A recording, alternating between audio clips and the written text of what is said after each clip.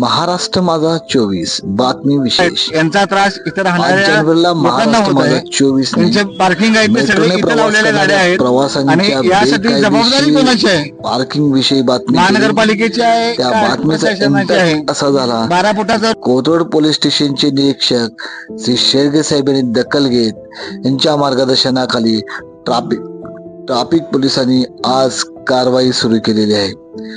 ज्या ठिकाणी बातमी केली त्या स्पॉटवरती ट्रॅफिक पोलिसांची धडक कारवाई सुरू झालेली आहे. ट्रॅफिक पोलिसांनी तिथे असणाऱ्या गाडीवरती फाईन मारण्यास सुरुवात केलेली आहे.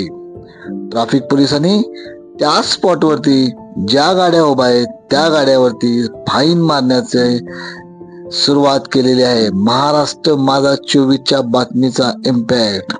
महाराष्ट्र माझा 24च्या बातमीचा इम्पॅक्ट असा झालेला आहे की ट्रॅफिक पोलिसांनी बेकायदेशीर पार्किंग संदर्भात कडक पावले उचलत फाईन मारायला सुरुवात केलेली आहे.